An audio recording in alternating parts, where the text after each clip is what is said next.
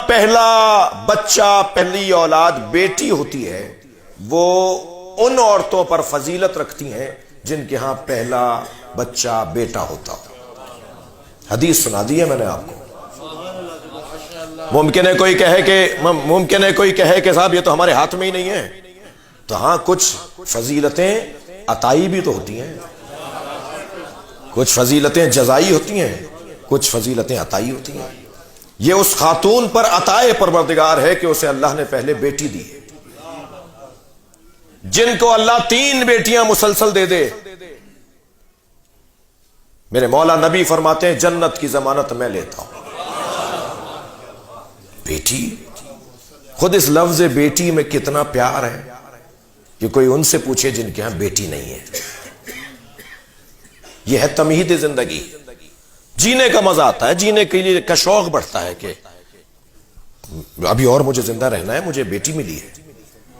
میں اور آپ تو کیا حیثیت رکھتے ہیں جب سرکار دو جہاں یہ فرمائے کہ فاطمہ کو دیکھ کے تبلیغ میں لطف آتا ہے۔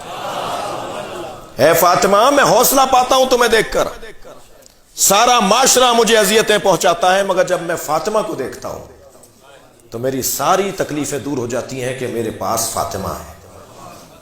بیٹی تمہید زندگی، یہ جب اصل زندگی میں ڈھلتی ہے تو یہ بیوی بنتی ہے۔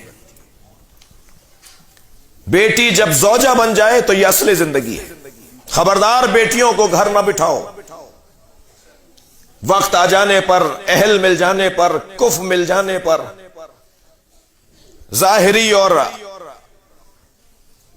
بظاہر کوئی اگر ہم پلہ ہے مل جانے پر ان کو بیا دو۔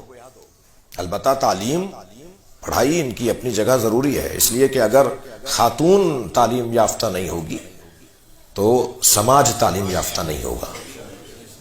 جی، اور دین بھی انہیں دینے کی ضرورت ہے۔ عورتوں میں خاص طور پر دین کا جذبہ مردوں سے 3 برابر زیادہ ہے۔